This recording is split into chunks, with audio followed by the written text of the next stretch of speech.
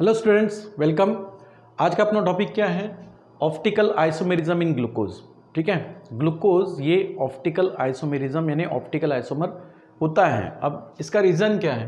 वैसे हमने optical activities के पहले पढ़ा है, कोई कंपाउंड्स अगर ऑप्टिकल एक्टिविटी शो कर रहा है तो इसका मतलब उस कंपाउंड में कायरल कार्बन एटम प्रेजेंट होना चाहिए।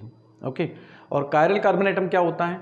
जो कार्बन एटम्स 4 डिफरेंट एटम्स या ग्रुप से अटैच हो, ऐसे कार्बन को हम कायरल कार्बन एटम कहते हैं। ठीक है, तो ग्लूकोज में ऑप्टिकल आइसोमेरिज्म ऑब्जर्व हो रहा है, इसका मतलब ग्लूकोज में कायरल कार्बन एटम्स होंगे। ठीक है, तो देखो स्ट्रक्चरल फार्मूला जो ग्लूकोज का है, ओके, ये स्ट्रक्चरल फार्मूला हमने ग्लूकोज का क्या देखा था, इसके हमने केमिकल एविडेंस भी देखे थे और वहाँ पर ग्लूकोज का स्ट्रक्चरल फार्मूला हमने इस तरीके से लिखा था CHOH, ठीक है, 4 एंड देन CH2OH, इस तरीके से तो हमने केमिकल एविडेंस से बताया था। ठीक है, अगर इसको प्रॉपरली स्ट्रक्चरली लिखते हैं तो यहाँ पर ये इस तरीके से है कि CHO ग्रुप, ठीक है, और उसके बाद यहाँ पर ये जो 4 कार्बन्स हैं 1 देन 2 3 4, ठीक है, और लास्ट वन और एक है जो प्राइमरी अल्कोहलिक ग्रुप शो कर रहा है। ठीक है, तो ये जो 6 कार्बन्स की स्ट्रेट चेन है, इसमें से सेकंड कार्बन, ठीक है, ये जो सेकंड और थर्ड और फोर्थ और फिफ्थ ये जो कार्बन्स हैं ये कायरल कार्बन एटम होते हैं, क्योंकि ये क्या हैं, आपको डिफरेंट एटम या ग्रुप से अटैच होते हुए दिखाई देंगे। जैसे कि इस कार्बन में हमने ये भी देखा था कि ग्लूकोज में जो कार्बन्स हैं डिफरेंट कार्बन एटम्स पर हाइड्रोक्सिल ग्रुप भी होता है, तो 5 कार्बन एटम्स पे यहाँ पर 5 हाइड्रोक्सिल ग्रुप होंगे। तो जिसमें सेकेंड कार्बन में हाइड्रोक्सिल ग्रुप जो होता है ये इसके स्ट्रक्चरल फार्मूले में कहा होता है राइट साइड में। ठीक है, और ये एक्चुअली एमिल फिशर ने एक्सप्लेन किया है। ठीक है, तो देखते हैं OH थर्ड साइड में कार्बन्स में हाइड्रोक्सिल ग्रुप लेफ्ट साइड से अटैच है और राइट साइड में है H। उसके बाद सभी हाइड्रोक्सिल ग्रुप यहाँ पर कहाँ है, राइट साइड में ही है। ठीक है, इस तरीके से। ओके, तो ये हुआ ग्लूकोज का स्ट्रक्चरल फार्मूला। अब इस स्ट्रक्चरल फार्मूले में यहाँ पर कायरल कार्बन एटम कौन से हैं? जो फंक्शनल ग्रुप है अपना वो CHO है, तो ये फर्स्ट कार्बन हो जाएगा। ठीक है, ये हो जाएगा सेकंड, ये थर्ड, ये फोर्थ और ये फिफ्थ, और लास्ट वन यहाँ पर होता है CH2OH, तो ये कार्बन हो जाएगा 6 नंबर का। ठीक है, तो इसमें C2 से C4 तक जो 4 कार्बन हैं ये एक्चुअली क्या होते हैं, कायरल कार्बन एटम्स होते हैं। ये फर्स्ट, ठीक है, ये सेकंड, ये थर्ड और ये हो गया फोर्थ, यानी C2 C3 C4 और C5 ये जो कार्बन्स हैं ये कौन से कार्बन एटम है, कायरल कार्बन एटम है। ठीक है, सो ग्लूकोज में 4 कायरल कार्बन एटम्स होते हैं और इसी वजह से ये ऑप्टिकल आइसोमेरिज्म शो करता है। ठीक है, समझ में आ रहा है? तो यहाँ पर स्ट्रक्चरल फार्मूला ऑफ ग्लूकोज, ठीक है, स्ट्रक्चरल फार्मूला जो ग्लूकोज का है उसमें क्या ऑब्जर्व होता है, structural formula of glucose has 4 chiral carbon atom. ठीक है, इसमें 4 कायरल कार्बन एटम होते हैं। ठीक है, और इसी कायरल कार्बन एटम्स के वजह से ये ऑप्टिकल आइसोमेरिज्म शो करता है। So there are 4 chiral carbon atoms in glucose. ठीक है, अब अगर कायरल कार्बन एटम हो तो कायरल कार्बन एटम्स का 2 कॉन्फ़िगरेशन होता है, मतलब हर कायरल कार्बन एटम के लिए 2 कॉन्फ़िगरेशंस पॉसिबल होते हैं। ठीक है, तो यहाँ पर हम लिखेंगे कि भाई 2 कॉन्फ़िगरेशंस आर पॉसिबल। ठीक है, यहाँ पर 2 कॉन्फ़िगरेशंस क्या है, पॉसिबल होते हैं। So 2 configuration are possible for each chiral carbon atom. ठीक है, possible for each chiral carbon atom. ठीक है, हर कायरल कार्बन एटम्स के लिए 2 कॉन्फ़िगरेशन यहाँ पर पॉसिबल होंगे, each chiral carbon atom. Okay, इस तरीके से। अब बात करते हैं कि कायरल कार्बन एटम है यहाँ पर ऑप्टिकल आइसोमर्स तो बनेंगे, लेकिन ये ऑप्टिकल आइसोमर कितने बनेंगे? ठीक है, तो देखो यहाँ पर क्या होता है कि स्ट्रक्चरल कंपाउंड जो हैं, ठीक है, स्ट्रक्चरल कंपाउंड, ठीक है, स्ट्रक्चरल कंपाउंड है कोई भी, और इस स्ट्रक्चरल कंपाउंड में अगर वहां पर आपको number of chiral carbon atom दिखाई दे रहे हैं, मतलब structural compounds have nth number of chiral carbon atom. ठीक है, इसमें nth number of chiral carbon atom है। ठीक है, तो उसके आइसोमर कितने हो सकते हैं, nth number of chiral carbon atom. ठीक है, इसमें अगर nth number of chiral carbon atom है तो ऑप्टिकल आइसोमर अगर देखा जाए तो कितने बन सकते हैं, ये फार्मूला हमने इसके पहले भी पढ़ा है।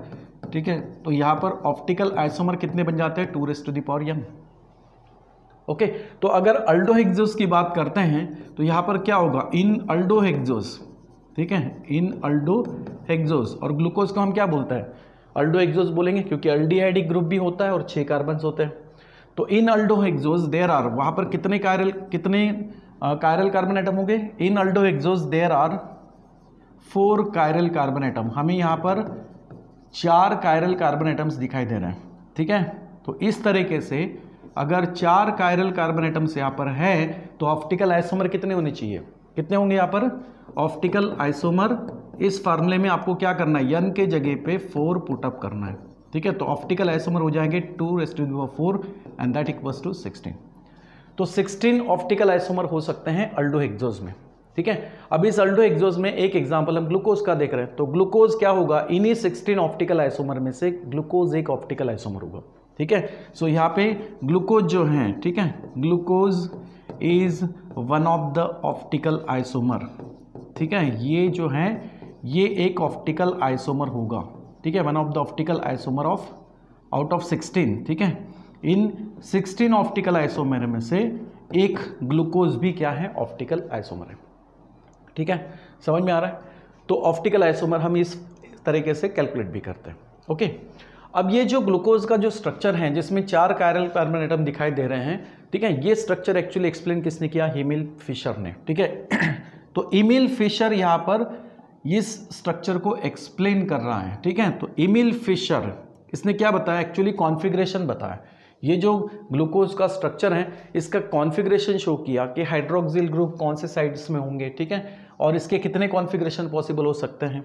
तो कायरल कार्बन एटम्स में हर कायरल कार्बन एटम के लिए 2 कॉन्फ़िगरेशंस तो पॉसिबल है ही, ठीक है। तो एमिल फिशर ने क्या किया, यहाँ पर डिटरमाइन किया, ठीक है। एमिल फिशर इसने क्या किया, डिटरमाइन किया। Emil Fischer determine the configuration, ठीक है, determine the configuration of glucose, ठीक है।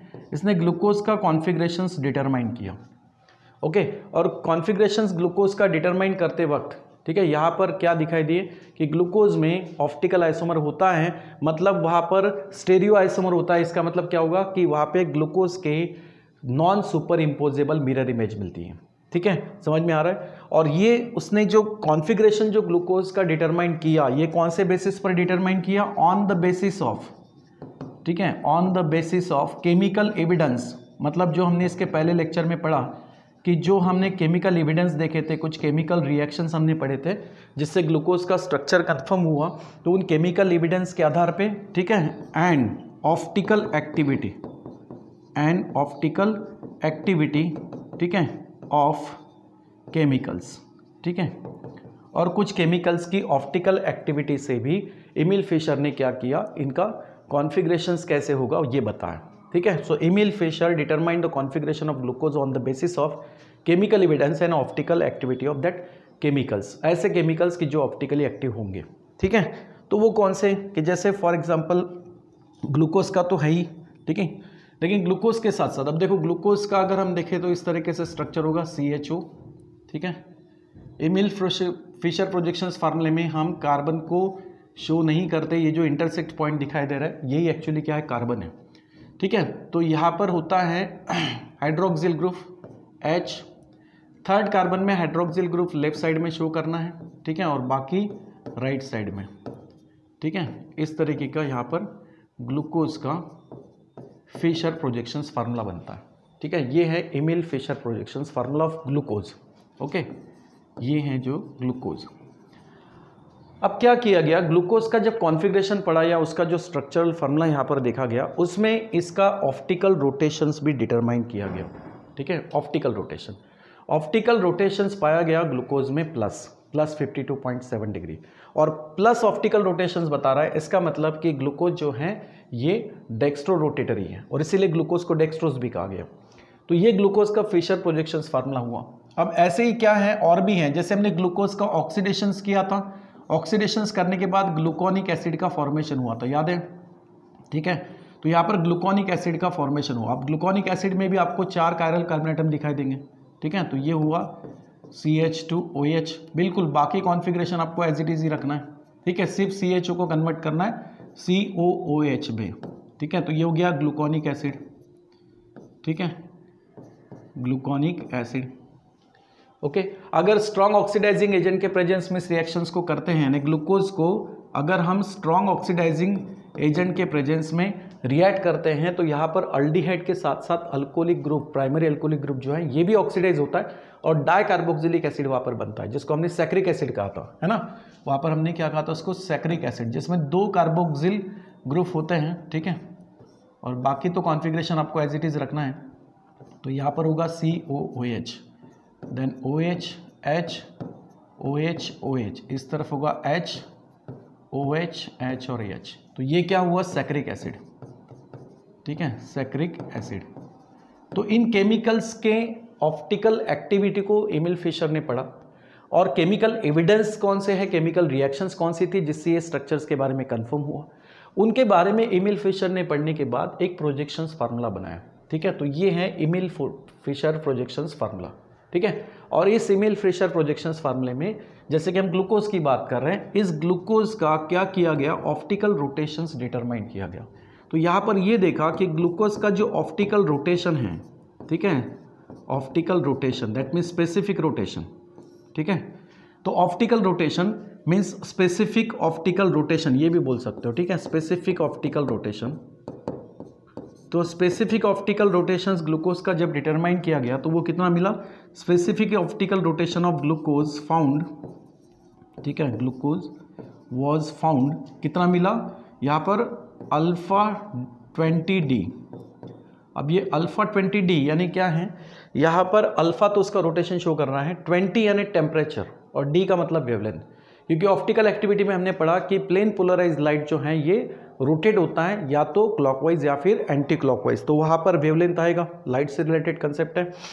तो 20 टेम्परेचर, D यानी वेवलेंथ, तो ये होता है स्पेसिफिक रोटेशन, ठीक है, ऑफ ग्लूकोज। और ये पाया गया कितना, that this specific rotation is observed is equals to +52.7 degree, ठीक है, प्लस में मिला। अब ये जो प्लस साइन है इसका मतलब ये शो कर रहा है कि ग्लूकोज के मॉलिक्यूल जो है वो प्लेन पोलराइज लाइट को क्लॉकवाइजली रोटेट कर रहे हैं और इसीलिए ग्लूकोज को हमने डेक्सट्रोज भी कहा, ठीक है, ओके। तो glucose is also called as dextrose, अगर ग्लूकोज को दूसरे नाम से देखा जाए तो glucose is also called as dextrose, ठीक है, is also called as dextrose, इसको डेक्सट्रोज भी बोला गया, ठीक है, डेक्सट्रोज। और क्यों बोला गया डेक्सट्रोज, क्योंकि ये डेक्स्ट्रो रोटेशन शो कर रहा है, ठीक है, is also called as dextrose due to dextro rotatory, ठीक है, due to dextro rotatory rotation, dextro rotatory rotation,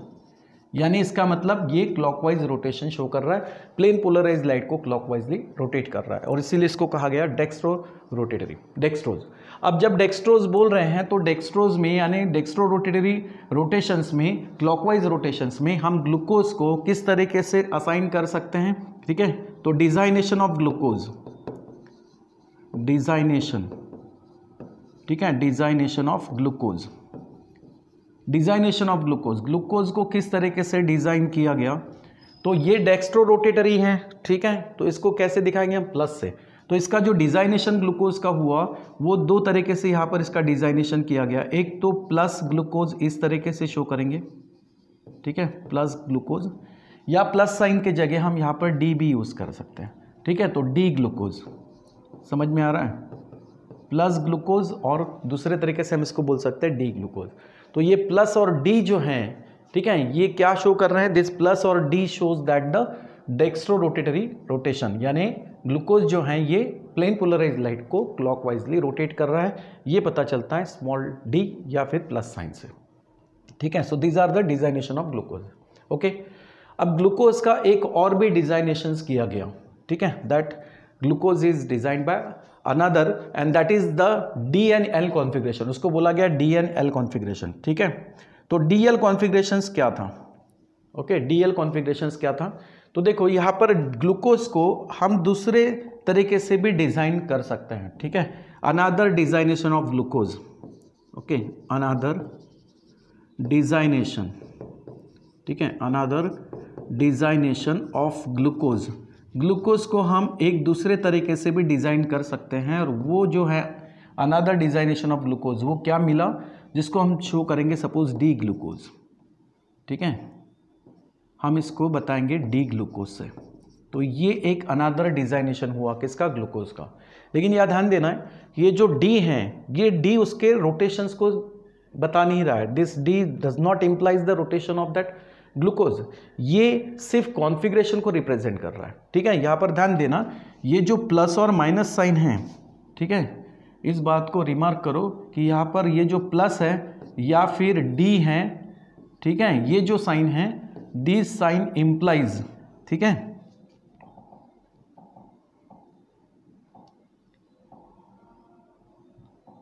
ये जो डी या प्लस है, ठीक है, प्लस और डी, ओके, ये जो है ये क्या इंप्लाइज कर रहे हैं, दिस इंप्लाइज द रोटेशन। ठीक है, ये एक्चुअली क्या शो कर रहे हैं, rotation. This implies the rotation of plane polarized light. But capital D और यल यानी डीएल कॉन्फ़िगरेशन, ठीक है, दिस इंप्लाइज द कॉन्फ़िगरेशन। ये ध्यान में रखना, ये एक्चुअली क्या शो करेंगे, कॉन्फ़िगरेशन। कॉन्फ़िगरेशन मतलब क्या होगा, अरेंजमेंट। ठीक है, यानी यहाँ पर जो कायरल कार्बन एटम हैं जिनमें हाइड्रोक्सिल ग्रुप अटैच है, हाइड्रोजन्स अटैच है, तो इनका कॉन्फ़िगरेशन कैसे होगा, ये एक्चुअली डीएल कॉन्फ़िगरेशन में बताया गया। तो डी और यल जो हैं ये कॉन्फ़िगरेशन को रिप्रेजेंट करेंगे, और प्लस या डी साइन जो हैं ये एक्चुअली रोटेशंस बताएगा। ठीक है, तो this signs are used for the rotation of optical plane polarized light, and D, capital D and capital L, this shows the configuration, that means arrangement of this group attached to the chiral carbon atom। ठीक है, तो D और L configuration किस तरीके से यहाँ पर होगा, समझ में आ रहा है। ओके, तो ये एमिल फिशर प्रोजेक्शंस फार्मूले में, यहाँ तक तो एमिल फिशर प्रोजेक्शंस फार्मूले को हमने असाइन किया, डिज़ाइन बताया कि एमिल फिशर ने ये जो प्रोजेक्शंस फार्मूला है ये कौन से बेसिस पे बताया, केमिकल एविडेंस और ऑप्टिकल एक्टिविटीज ऑफ केमिकल्स। जैसे कि ये ग्लूकोज है, ग्लूकोनिक है, सैक्रिक एसिड है। ठीक है, तो इनके ये कॉन्फ़िगरेशंस को रिप्रेजेंट किया। इसके बाद इनकी ऑप्टिकल एक्टिविटी को पढ़ा कि ऑप्टिकल एक्टिविटी को पढ़ा मतलब ये प्लेन पोलराइज्ड लाइट को किस तरह से रोटेट कर रहे हैं। अगर ये क्लॉकवाइज रोटेट कर रहे हैं तो इनको हम क्या बोलेंगे, डेक्स्ट्रो रोटेटरी सब्सटेंस। ठीक है, तो डेक्स्ट्रो रोटेटरी अगर बताया तो उसको ये प्लस या डी से बता सकते हैं, मतलब ये हो जाएगा प्लस ग्लूकोज, इसको आप बोल सकते हो प्लस ग्लूकोनिक एसिड।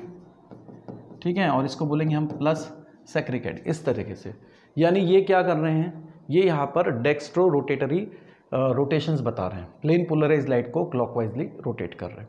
ठीक है, तो ये इस तरीके से ऑप्टिकल आइसोमेरिज्म हुआ ग्लूकोज में। ठीक है, समझ में आ रहा है। अब इसके आगे हम पढ़ेंगे एक्चुअली डीएल कॉन्फ़िगरेशन। ठीक है, डीएल कॉन्फ़िगरेशन। अब डीएल कॉन्फ़िगरेशंस ये किस हिसाब से बताया गया, एक्चुअली डीएल कॉन्फ़िगरेशंस को एक्सप्लेन करने के लिए ग्लिसरॉल्डेट ये एक एग्जांपल्स यूज किया गया। ठीक है, दैट ऑल कंपाउंड्स, जितने भी कंपाउंड्स है, that all compounds which are correlated with the chemical reactions of glyceraldehyde. ठीक है, मतलब ऐसे कंपाउंड्स जो ग्लिसरॉल्डेट की जो केमिकल रिएक्शंस है उनसे कोरिलेटेड है, तो ऐसे कंपाउंड्स को डी और एल कॉन्फ़िगरेशंस में रिप्रेजेंट किया गया, और वो कॉन्फ़िगरेशन ग्लिसरॉल्डेट के मॉलिक्यूल से ही देखा गया। ठीक है, समझ में आ रहा है।